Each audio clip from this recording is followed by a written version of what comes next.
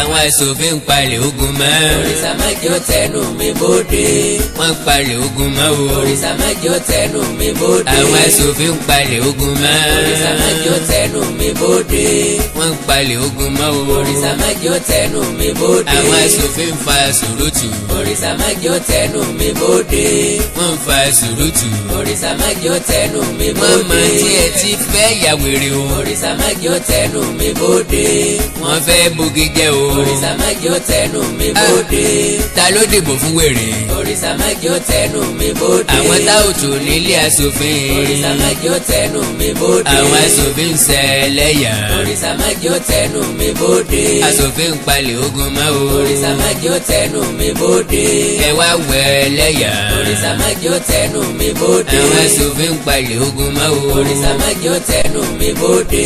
ǹjẹ́ àti fi pọ̀ lókè báyìí. a ti fi lù. ǹjẹ́ àti ṣe àwọn aṣíwájú yàn. alẹ́ àsìyàn. àwọn aṣíwájú wa ń lura wọn nílé ìgbìmọ̀ wọ́n aṣòfin. jẹ́ taekwondo. wọ́n ń faṣọ ya mọ́ra wọn lọ́rùn. Ah. ẹ wò wọ́n bí wọ́n ṣe ń wọ́ọ̀rì tirete. wọ́n lè dèmi àgbà. ẹ wo àwọn òpònú tá a yàn sílé ìgbìmọ̀. Ah. wípé kí wọ́n lọ rèé máa ṣojú wa. ẹ ọmọ ṣe o. ó lágbára. sàgbàká o. Yeah. ọmọ ṣe o. Ah. bọ́ọ̀rẹ̀ ní bá jalè ó ṣe làáwí. bẹ́ẹ̀ni. ojú gbà mí tì fún ó nàìjíríà. gbé mi náà tì. àwa di oníyẹ̀yẹ́ káàkiri àgbáyé wọ́n á po. fi àṣẹ lẹ́yà. ẹ wo ayé wa lóde. Yeah. wò ó bí wọ́n ṣe ń tira wọn. Ah. wò ó bí wọ́n ṣe ń tira wọn. ó tún jà sẹ́. wọ́n ti fa aṣọ ya mọ́ra wọn lọ́rùn. máa gbọ́ ariwo wọ̀ṣọ̀wọ̀ṣọ̀ bíi tọ́jà. bíi ti gbági. ẹ wòran o. Eh. yọmọ la nǹkan mọ lórí. àyọ̀ pa o. yọmọ la nǹkan mọ lórí. láì kìí ṣe táwùtù nítorí ọlọ́run. lóde. lára àwọn wèrè yóò sì tún fẹ́ padà wá ní 2019 o. àṣẹ wèrè. akẹran mérò po. a ti kó. ṣé torí wa làwọn èyí fi lọ ilé ìgbìmọ̀ ṣá. Torí àwọn- ló dìbò fún wọn náà. àìwọ́ndà o. ẹ sì tún máa dìbò fún wọn ní 2019. níbo láti dì í. kí wọ́n tún lọ rèé máa lura wọn àbí. possible. kí wọ́n tún lọ rèé máa jíwó. Kò possible. nbo lẹ́yìn yóò ti orílẹ̀-èdè yìí wà gan-an. sẹ́ǹsùn ni. ẹrù de ni àbẹ́ wà nílé. Eh. gbogbo ọ̀dọ́ orílẹ̀-èdè nàìjíríà. Oh. àsìkò nìyí o. Ó tó gẹ́. ká sọ fún wọn pé today is our tomorrow. Eh. we have to decide our future. revolution ti bẹ̀rẹ̀. kí ni wọ́n jà lé lórí gan-an.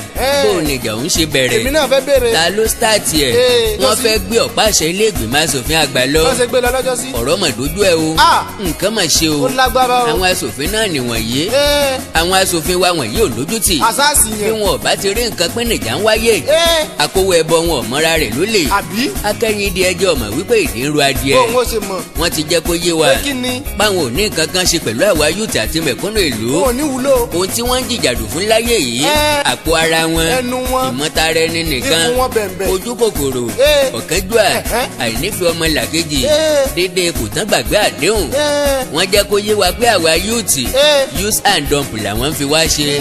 ariwo ge nílé ìgbìmọ̀ asòfin bí ọjà. bí ọjà gbájú. ariwo ge bí ìgbà tí bá ń ṣènáwó. Kí ló dé? ẹnu kì í ṣèèṣì lára fọ́kèmù tiwa gan. báwa nìkan ni. ògún sùn lójoojúmọ́. Eh. olórí burúkú wọn ò rí nǹkan kan ṣe àwọn sí wèrè àgbà. wọ́n sì tún fẹ́ padà wá ní tí 2019. n bá gbọ́. ṣé bálabàlá tí wọ́n ń ṣe wọ̀nyí náà ni wọ́n ó tún ṣe sá. àtẹ játijàti. kí ni wọ́n ń ṣe nínú òfin. Eh. kí là ń pè ní òfin gan. kò láṣeyọrí. ǹjẹ́ òfin ń bẹ ní nàìjíríà. kò sí o. tí bá ń bẹ ní nàìjíríà. Eh. àwọn èèyàn wo lòfin ṣiṣẹ́ lé lórí. Well marked. òfin Eh. ní nàìjíríà. Ẹ̀hẹ́. níbo lòfin wà. bóló wà. àwọn agbófinró wa arúfin ni àwọn wọ́n. táùtù. àwọn amòfin wa arúfin ni wọ́n. àwọn èèyàn ìlú arúfin ni gbogbo Àwa wa. gangan ni. ọ̀kẹ́ ìmọye ìdí pàtàkì. Eh. èmi àtẹ̀yìn fi máa mọ̀ wípé Pé kí ni? ìjọba muhammadu buhari Eh. ó ti fẹ́ẹ̀lì wófìlì. ṣé bàbá. corruption tí wọ́n ń fáìtì ò nítumọ̀. àwọn gan corrupt. ẹ dákun ta ló fi Lai Muhammed ṣe minister of information gan. kí ló ń fọ. látọjọ́ tó ti débẹ̀. Eh. information èwo ló fún wa tó ṣèlú lóore. lẹ́yìn kó kó àsìkò. àbí kọ́ máa kó list àwọn looters kiri. Eh. tinubu bẹ Eh. ó lè rìlíìsì orúkọ èèyàn mẹ́fà lọ́sẹ̀ yìí. Eh. yóò sọ pé òun ó rìlíìsì àwọn tó kù lọ́sẹ̀ tí ń bọ̀ o. Ó ní part two. ìwé pé orúkọ àwọn tó jíwó wa nìyí o. Eh. tẹ bá tu tẹ gbọ́n yẹ́bẹ́yẹ́bẹ́. Eh. ẹ rí wípé orúkọ àwọn alátakò wọn nìkan Bẹ́ẹ̀ ni ni. opponent ni. does it mean pé Pé kí ni? ọ̀kan kan nínú àwọn ọmọ APC ò jalè. èmi náà fẹ́ béèrè. lábàámọ̀ retí orúkọ àwọn tó kù o. àmọ́ retí pa. ní ọba dípà àbá ní gbọ̀n kankan ó mọ́. di pàfẹ́. abájọ tí. àṣeṣelẹ̀ ń dọ́gbọ́n sí i. Bẹ́ẹ̀ni. n ò rí báwí. èmi náà bẹ́ẹ̀ wí. ọgbọ́n láyé gbà. Bẹ́ẹ̀ni. ẹni tí ó sì gbọ́n làwẹ̀ ń gbò. Eh. ẹni ọgbọ́n ayé agunyan rúgúdúgbò abẹ́ aṣọ. abomisẹ́nu. abájọ Eh. àṣé olè gbé olè gbanlẹ̀ yín àwọn ní méjèèjì. bàbá olè. irú kan ò tí ń rúgbà kan. kò sí yàtọ̀. irú lọmọ tèmi jẹ́ kì í jẹ́ yẹ̀pẹ̀. Kí ni ìyàtọ̀? kò sí yàtọ̀ nínú ọmọ bántálẹ̀. àbí náà. a ti ṣèyí sí olódùmarè. kó bá a dá sí o. àwa lè tẹ̀lé ọ̀rọ̀ lúùkù orí kẹtàlá nínú bíbélì títí ayé bí. kí n lùkù sọ. pé kí olúkúlùkù ọkàn kí ó fi orí balẹ̀ fún àwọn aláṣẹ àwọn aláṣẹ tí wo. ó wà ní ipò gíga. Ah. nítorí pé kò sí àṣẹ kan Eh. bí kò ṣe láti ọ̀dọ̀ ọlọ́run wá.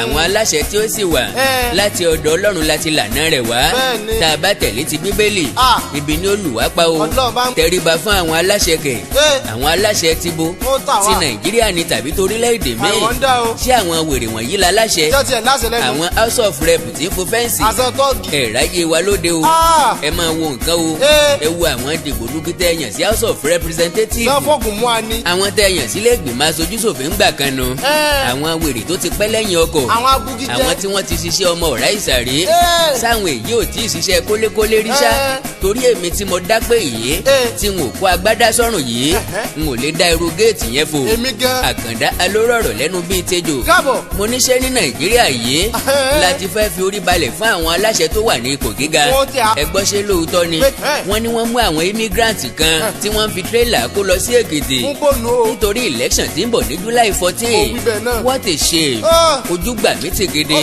tó bá jẹ́ wípé bẹ́ẹ̀ lórí o because mo wò ó pé nítorí kíni ṣé tìpátìkúùkù lèèyàn fi so lórí ni ṣé tìpátìkúùkù lèèyàn fi wọlé ìbò ni ṣé dandan ni kéèyàn wọlé election sí àwọn aláṣẹ tá a fẹ́ fi orí balẹ̀ fún nìwọ̀nyí ẹ̀yin Èkìtì kété shine your eyes shine your eyes àló lórí burúkú làwọn aṣíwájú wa wọn ò fẹ́ràn wa kọ́bọ̀ Peter Ayọ̀délé Fáyọ̀ṣe wọn ló tún pín ráìsì abẹ́yìn ọ̀gbọ́n kankan ni ẹ wo ráìsì tó há lé wọn lọ́wọ́ ó tún fi 1,500 naira àwọn níka àwọn olóṣèlú wọ̀nyí mà ya wèrè kẹ́ òkè ọjọ́ mélòó ni wọ́n fi jẹ ráìsì yẹn ẹni ọba lọ́mọ 3 sí 4 bí wọ́n bá fẹ́ mánéèjì ẹ̀ wọ́n jẹ́ lọ́jọ́ 2 sí bíi 3 wọ́n sì fi 1,500 naira síbẹ̀ sí ọba tán náà nù ní wọ́n bá ta ogún ìpín wọn nítorí ráìsì kóńgò méjì àti 1,500 naira àníṣe ni wọ́n rí wa gẹ́gẹ́ bíi use and dump tí wọ́n bá ti ní ìdí wa wọn asúnmọ́ wa bí wọ́n bá ti wọlé tí wọ́n á dà wá nù ẹ jẹ́ yá báyìí mi sọ fún gbogbo àwọn olóṣèlú wípé ọmọjà ti kúrò ní yà ń rà á ejò ti wọ́ kúrò níbi tà náà kété ìyẹn ọ̀rá Èkìtì shine your eyes shine your eyes ẹ̀yin ti fún lọ́rùn tí ń gba ráìsì àti 1,500 naira ẹ̀yin onífun gígùn bíi tejò oníjẹ ìtaṣọ òṣòro oníjẹ gbèsè ọkàn mi tẹ́sì dìbò fẹ́ni tẹ́ gba ráìsì lọ́wọ́ ẹ̀ àbí kẹ́ ẹ kọ́kọ́ fi ráìsì tẹ́lẹ̀ ẹnu kó tó di pẹ́ lọ rí fóòtì ègèsì àwọn wèrè odidi ọdún 4 lẹ́ẹ̀fì jìyà rẹ̀ àwọn kan ní 2014 ni wọ́n ti pín ráìsì ọ̀hún àwọn kan ní Fáyọ̀ṣe kọ́ ló pín o wọ́n kàn kọ orúkọ rẹ̀ àti fọ́tò rẹ̀ sí i lára ni bọ̀dá dínú mi láyè mo gbọ́ pé ti kú ní APC. When shall I see my home PDP? When shall I see my PDP? I will never forget my home. Oh my oh my oh my oh my home. When shall I see my home? APC suffer me, oh when shall I see my PDP? I will never forget my home. APC. Etí bọ́ sí PDP bọ̀tì èyí tẹ́ wá ń ṣe wọ̀nyí ó yàtọ̀ séré ọmọdé kò yẹ ká bá rú ìwà pálapàla bá wọ̀nyí lọ́wọ́ yín sà abẹ́ mọ̀ pẹ́lẹ́yà lẹ́ ń ṣe ni ẹ̀ ń fi APC ṣe yẹ̀yẹ́ tẹ́ ẹ ti jọ jẹ lórí eréwé tẹ́ ẹ ti jọ mu lálẹ́ pẹ̀pẹ̀ ẹ jẹ adùn nígbà tó dùn bẹ̀tì nígbà tí ẹ̀kọ́ ò sójú mímu mọ́ nígbà tí nǹkan ò dán mọ́rán mọ́ ẹ kú nínú ẹgbẹ́ tẹ́ ti jọ jẹ wípé ẹ kú òkọ́ ló bí èmi nínú o eléyìí tẹ́ kàn fi ara yín ṣe ni mo ti wí bẹ́ẹ̀ tẹ́lẹ̀ kẹ̀kẹ́ tálíkà kàn lé mọ́tò lẹ̀ láàárọ̀ ni mo ní àti PDP àti APC ẹgbẹ́ méjèèjì ló máa fọ́ ọ̀kankan nínú yóò sì ní dominate election ní 2019 àjọ wà láàyè ni a ní dìbò fún kàndánù rẹ̀ sí a fẹ́ àwọn yúùtì tó lọ́pọlọ pípẹ́ nínú ìjọba my dear brothers and sisters ẹ̀yin yúùtì ní Nàìjíríà tẹ́ bá dákẹ́ ọjọ́ ọ̀la yín lẹ fi ń ta lúdò àwọn aláṣẹ wéréwó àwọn tí wọ́n fa sọ́ya mọ́ra wọn lọ́rùn yìí àwọn tí wọ́n ń gun géètì bíi amrọ́bà wọ̀nyí àwọn tí wọ́n ń kó ìbọn àtàdá lé yúùtì lọ́wọ́ wọ̀nyí àwọn tí àwọn adigunjalè mẹ́ńsàn orúkọ wọn sínú rọ́bìrì àwọn tí wọ́n ń sponsor Boko Haram wọ̀nyí àwọn tí wọ́n ti Fúlàní darandaran lẹ́yìn Pé kí wọ́n máa pa wá. irú àṣẹ ìwó ló tó kù lẹ́nu àwọn wèrè Àbí? mo ti wí tẹ́lẹ̀ Kí ló sọ? pé ìjọba ìtàn níjọba Ajagunfẹ̀yìntì Muhammadu Buhari kò ní wúlò kankan. ìjọba tí ó implement bọ́jẹ̀tì ní July wọ́n fi 20 ọdún pinlẹ̀ wèrè gbogbo wọn wá ń ṣe bálabàla Television black and white. wọ́n kàn ń rí ìyàn lára ní Iyọ̀rọ̀. tí àwa youth bá fẹ́ ṣèyí dá o gbogbo àwọn tó wà House of Assembly wọ̀nyí pátá Èwo. a gbọ́dọ̀ jẹ́ kí wọ́n padà síbẹ̀ mọ́ ní 2019 káàlẹ́ gbogbo wọn tèbè tèbè. because kò níṣẹ́ tí wọ́n ń ṣe wọn ò ní wúlò. a sì ń ná owó ribiribi lé wọn lórí wọn ó tún dé ní October November tàbí December wọn á ní àwọn ń sìnkì fún re-election àwọn fẹ́ padà sílé ìgbìmọ̀ asòfin my dear fellow Nigeria youth my dear fellow Nigeria youth ẹ jẹ́ ká bi wọ́n léèrè wípé Pé kí ni? kíni tí wọ́n ṣe níbẹ̀ láti ìgbà yìí wá ọdún 4 tó ti lù sẹ́yìn bó sì jẹ́ 8 ni àbí 12 Kí ni nǹkan tó ṣe? tóra àti rẹ́ni tó lọ lẹ́ẹ̀kẹta láàrin wọn Àti rí. ẹ já béèrè lọ́wọ́ wọn wípé kí láǹfààní tá a jẹ fún ọdún 4 Kí náà gbé ká ṣe? tún wá rántí béèrè wípé òfin èwo ni wọ́n ti ṣe tọ́ran mẹ̀kúnnù lọ́wọ́ tó rí wúlò fún wa. oúnjẹ wa lọ́lẹ́sì ni àbówó ló wà ní circulation Dọ́là tún wọ́n. iṣẹ́ tí wọ́n dálẹ̀ ni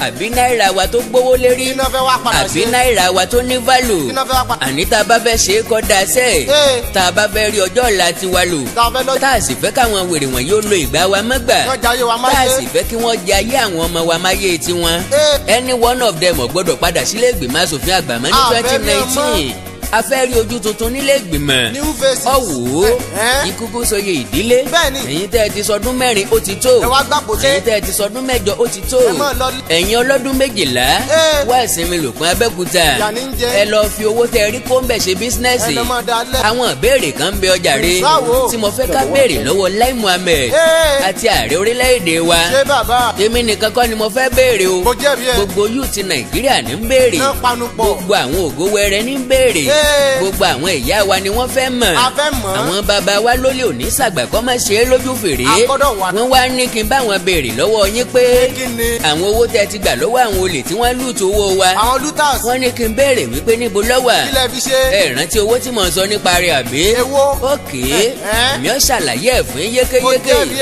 bó tiẹ̀ jẹ́ wípé ó ń bá yẹn lọ́kàn jẹ́ mílíọ̀nsì bílíọ̀nsì Dollars. tírílíọ̀nsì là ń gbọ́ lójoojúmọ́ bá a ti ń gbọ́ dollars là ń gbọ́ pound sterling là ń gbọ́ náírà Àmọ́ bí ó wọlé ó sí. bíyàn nínú Ọlọ́run bá ń gbọ́. ara ń kan wá Ó mọ àánú. inú ń bí wa nítorí pé ebi ń pa wá gidi Bẹ́ẹ̀ni. ìgbésí ayé wa ò torí ẹ̀ kó chẹ́ǹgì Kò yàtọ̀. Mr. Magun bí Magun sì ló porúkọ rẹ̀ Tọ́mọ̀ fún. Lai Muhammed ààrẹ orílẹ̀-èdè Nàìjíríà Ajagunfẹ̀yìntì Muhammadu Ṣé Buhari bàbá? ẹ kọ́kọ́ lè gba $98 million Kò lè gan kó sí. £294,851 Owó. £443,400 àti £70,500 owó South Africa kẹ́ tó ṣẹ̀ṣẹ̀ gba owó lọ́wọ́ woman ló lè yí Kánú. àfàìmọ̀ kọ́ mọ̀ ti jalè nílé ìwé Ó lè pa bá kú. Diezani Alizi Madueke Ó lè wà nú ẹ̀jẹ̀. ìgárá ọlọ́sà Professional ni. obìnrin tó jíwó ju ọkùnrin lọ Kí ló dé? àṣeyàn àtúmọ̀ lẹ́bùn olè jíjà Ó ní. Ọlọ́run fi jíǹkì rẹ̀ Ó ni wà tàlẹ́ntẹ̀ púpọ̀. because ó yà mí lẹ́nu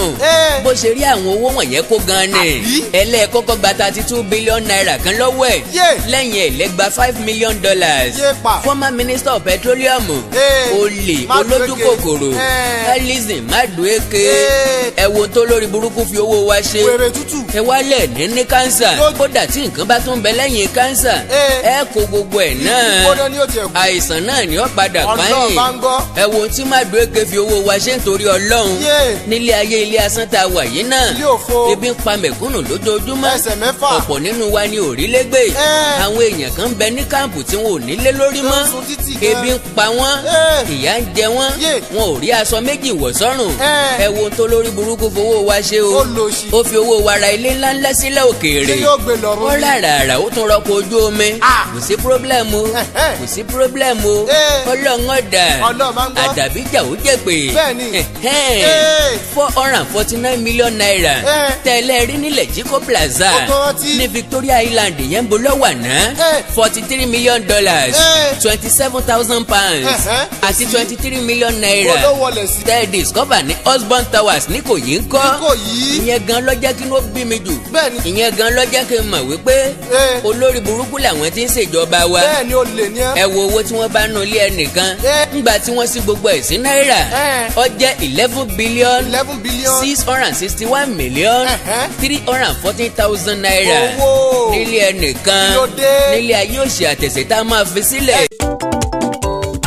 MDT Clearing Freight and Logistics iṣẹ́ wọn dára wọ́n ta sọ́sọ́ wọn kárí ayé. MDT Clearing Freight and Logistics bá a ṣe kárí ayé bẹ́ẹ̀ ni òye iṣẹ́ yé wa cargo services wá dúró tán láti Nàìjíríà a ó bá yín gbé nǹkan ránṣẹ́ sí àwọn èèyàn yín ní Europe UK US Canada Asia lọ bẹ́ẹ̀ gàárì epo pupa ẹ̀gúsí ẹja gbígbẹ ìgbín irú àpọ̀n aṣọ ìlẹ̀kẹ̀ àwọn ìwé tó ṣe pàtàkì àti bẹ́ẹ̀ bẹ́ẹ̀ lọ kò tán síbẹ̀ MDT Clearing Services lékè téńté àṣẹ tó ń tẹ̀jọba tá a gbà ó ń mú àwọn èèyàn yàn wá láàyò láti port ọwọ́ kan ni MDT á clear kọ̀ńténà yín jáde fún yín bó ṣe kọ̀ńténà tó kún fún káà lóríṣiríṣi tàbí ohun mìíràn àwọn òṣìṣẹ́ wa kọ̀ lálá professionalism wa kò lẹ́gbẹ́ MDT doorstep delivery service náà ò gbẹ́yìn níbikíbi lágbàáyé àwa gbé ọjà yín fún yín lẹ́nu ọ̀nà yín MDT tún bá ní ìrajà product sourcing ìyẹn ni pé à ràn yín lọ́wọ́ láti ra ohun tí ẹ fẹ́ à sì fi ránṣẹ́ sí yín ní kánmọ́ kóbó ní MDT Clearing Freight and Logistics akájú ẹ̀ àtò àlétò iṣẹ́ wa yàn ó yanjú lówó péréte ẹ máa bọ̀ lólulẹ̀ iṣẹ́ MDT ní nọ́mbà 22 Latif Salami Street Ajao Estate Ikeja Lagos a sì tún ní ẹ̀ka káàkiri orílẹ̀-èdè Nàìjíríà ẹ bá wa sọ̀rọ̀ 0818-231-1480 àti 0912-907-4004. bákan náà ilé iṣẹ́ MDT lókè òkun wà ní Toronto Canada please call +1647-289-5364 website www.mdtfreights.com. MDT Clearing Freight and Logistics assure delivery. mo kí gbogbo etí tó ń gbọ́ wa nílé mo sì kí gbogbo ojú tó ń wò wá nílé pé ojú tẹ fi ń wò wá ò ní fọ́ etí tẹ sì fi ń gbọ́ wa ò ní di orúkọ tèmi ni Godwin tí gbogbo ẹ̀yin èèyàn mọ̀ sí ìyá Ìjẹ̀bú gẹ́gẹ́ bí ẹ ṣe mọ̀ ní ìṣe wa wípé ìlera yín òun ló jẹ wá lógún a tún ti dé bí a ṣe ń dé o gbogbo ẹ̀yin tí ẹ ní ìṣòro tó jẹ́ pé ọkùnrin tó dàbí obìnrin nínú ilé ọkùnrin tí ò lè ṣojúṣe ẹ̀ pẹ̀lú ìyàwó ẹ̀ ẹ kàn sí iléeṣẹ́ Godwin ẹ̀yin tó jẹ́ pé pépà lẹ má kà lálálẹ́ ẹ má kà pépà mọ́ ẹ kàn sí wa a ní pákéjì oríṣiríṣi fún yín a ní 3-in-1 a ní 2-in-1 fẹ́yìn ọkùnrin tó lè jẹ́ kẹ́ tó máa jẹ́ kẹ́ ṣe bó ṣe yẹ kẹ́ ṣe bákan náà ni ìṣòro tí a ń pè ní arthritis yìí ó ń ṣọkùnrin ó ń ṣobìnrin orúnkún ríro ìbàdí ríro ọrùn ẹsẹ̀ ríro ẹlòmíì ó lè jẹ́ osteoarthritis lónìí ẹlòmíì rheumatoid arthritis ẹlòmíì ìdẹ̀rẹ̀ kò ní lè bẹ̀rẹ̀ mú nǹkan lẹ̀ ẹlòmíì ò lè bẹ̀rẹ̀ kírun ó ṣeé ṣe kó jẹ́ sciatica ni ó ṣeé ṣe kó jẹ́ lumbar spondylosis ni ẹlòmíì ìdẹ̀rẹ̀ arthritis ni tó bá ti di pé ìbàdí ń ro ẹ̀ ò lè bẹ̀rẹ̀ ẹlòmíì orúnkún ríro ẹlòmíì ẹsẹ̀ á máa gbóná ẹlòmíì àpapọ̀ rẹ̀ á máa gbóná ẹlòmíì ẹsẹ̀ á máa gbọ̀n ẹlòmíì ara á máa tá orí á máa tá àpapọ̀ ara á máa tá ẹ kàn sí iléeṣẹ́ Godwin ìyá Ìjẹ̀bú ẹlòmíì ò lè fojú ọwọ́ ẹ̀ báyìí gbogbo ọwọ́ á máa ró gbogbo ẹ̀yin tẹ́ tí ń lò náà ẹ máa jẹ́rìí sí ẹ kàn sí iléeṣẹ́ Godwin ìyá Ìjẹ̀bú bákan náà ni àwọn èèyàn tó ń tọ̀ ìtọ̀ àtọ̀jù yìí ó ṣeé ṣe kó jẹ́ pé prostate enlargement ni fún ẹ̀yin ọkùnrin tẹ́ ti lé lọ́mọ 40 ọdún tẹ́ bá ní prostate enlargement ẹ lè máa tọ̀ léraléra ẹlòmíì ò ní rí tọ̀tọ̀ rárá ẹlòmíì ìdẹ̀rẹ̀ tó bá fẹ́ tọ̀ á máa ní ìrora ẹlòmíì ìdẹ̀rẹ̀ kó tó débi tó máa tọ̀ sí ìtọ̀ ìtì máa jábọ́ ṣùgbọ́n obìnrin ní a máa tọ̀ léraléra kó tó débi tó máa tọ̀ sí ìtọ̀ ìyá ti máa jábọ́ ó ṣe é ṣe kó jẹ́ weakness of bladder làwọn ní àbí kó jẹ́ infection àbí kó jẹ́ diabetes insipidus tí a mọ̀ sí àtọ̀gbẹ ìyẹn náà lè fà á ká máa tọ̀ púpọ̀ jù ẹ kàn sí iléeṣẹ́ Godwin ìyá Ìjẹ̀bú èyíkéyìí tó lè fà á kẹ́ ẹ máa tọ̀ púpọ̀ jù ara iṣẹ́ wa ni lára iṣẹ́ tèmi jogún látọ̀dọ̀ bàbá mi àtọ̀jú yín gbogbo ẹ̀ ó sì padà sí àyè ẹ̀ bó ṣe tó àti bó ṣe yẹ bákan náà ni àwọn tó ní hepatitis ooru inú ẹ̀dọ̀ ni ṣùgbọ́n tí hepatitis bá ti pẹ́ lára ó lè ba ẹ̀dọ̀ jẹ́ ó lè fà á kéèyàn ní enlarged liver ó dẹ̀ lè fa oríṣiríṣi ìṣòro sí ẹ̀dọ̀ yẹn ẹlòmíì á máa ní àmì bí kínú máa dùn bí kójú máa pọ́n kítọ̀ ẹ̀ máa pọ́n ẹlòmíì dẹ̀ kò ní rámì rárá bóyá lọ ṣàyẹ̀wò wá kàn sọ fún pé ó wà positive ẹ kàn sí wa. ẹlòmíì ìdẹ̀rẹ̀ ó lè jẹ́ liver cirrhosis lòun ní èyíkéyìí tí ẹ ó ìbàjẹ́ ẹ kàn sí iléeṣẹ́ Godwin Ìyá Ìjẹ̀bú. bí mo ṣe sọ̀rọ̀ yìí tẹ́ ní prostate ó jẹ́ prostate enlargement ni ó jẹ́ prostate cancer ni ẹ kàn sí wa pẹ̀lú ògo Ọlọ́run ẹ ní rí bákan náà mọ́. mo ti sọ fún yín gbogbo ìṣòro yòówù kẹ́ni ewé àti gbòǹkan mélé tí àwọn bàbá wa ń lò láyé àtijọ́ tá a ti gbé kalẹ̀ lọ́nà ìgbàlódé tó sì ṣe bẹbẹ lágbára òun là ń lò fún ọmọdé àti àgbà ẹ kàn sí wa ẹ ní kábàámọ̀ pẹ̀ ṣe bẹ́ẹ̀. ẹ̀rọ ìbánisọ̀rọ̀ mi ni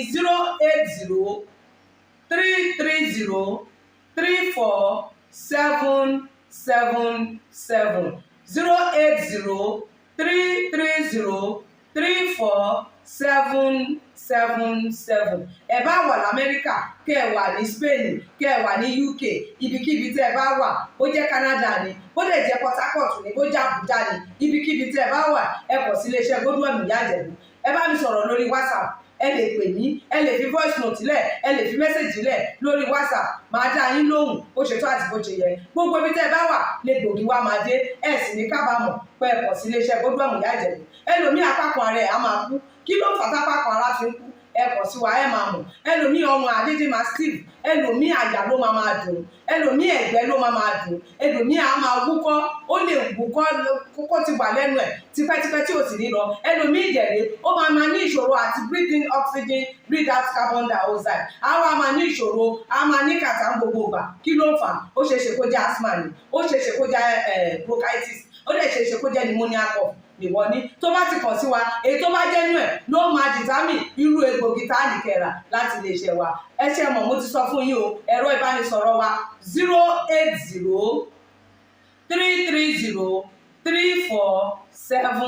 080-330-34777. iléeṣẹ́ Godwin last bus stop yín ni pẹ̀lú agbára Ọlọ́run. Remember, if it is not Godwin, it can never be like Godwin. I used to tell you, health is something to be treasured. Ire o. Awikonko Development Fans Club. Ilé aláyọ̀, ilé wa. Awikonko Development Fans Club. Ilé aláyọ̀, ilé wa. Ẹgbẹ́ tó dúró fún ìdàgbàsókè àti tẹ̀síwájú èdè àṣà àtún àjogúnbá ilẹ̀ Yorùbá. Ẹgbẹ́ tó fẹ́ ìrẹ́pọ̀ gbogbo ọmọ Yorùbá tó tún gbé àṣà àti ṣe Yorùbá lárugẹ. Awikonko Development Fans Club. Ilé aláyọ̀, ilé wa. Awikonko Development Fans Club Worldwide. Ẹgbẹ́ tí kò rọ̀gbọ̀kú lé ìjọba. Ẹgbẹ́ tó dúró fún ìdàgbàsókè àti ìtẹ̀síwájú èdè, àṣà àtún àjogúnbá ilẹ̀ Yorùbá. Pẹ̀lú àtìlẹ́yìn gbajúgbajà pèdèpèdè ni. Àkàndá ọ̀rọ̀ Awikonko. Ẹgbẹ́ tó ń fẹ́ ìrẹ́pọ̀ gbogbo ọmọ Yorùbá. Ẹgbẹ́ tó ń gbé àṣà àti ṣe Yorùbá lárugẹ. Ẹgbẹ́ tó dúró láti ṣàtìlẹ́yìn tó gbọ̀ngbọ́n fún àkàndá ọ̀rọ̀ Awikonko àti àwọn ètò rẹ̀ káàkiri àgbáyé. Àǹfààní wà láti darapọ̀ mọ́ wa. Ẹ bá wa sọ̀rọ̀ lórí WhatsApp nìkan. ẹ lè pè wá ẹ lè send text message tàbí voice note pẹ̀lú àwọn nọ́mbà wọ̀nyí +234-8053270136 tàbí ààrẹ ẹgbẹ́ Adéolú Adékọ́lá lórí +17048912729. Awikonko Development Fans Club Worldwide. Ilé aláyọ̀ nílé wa.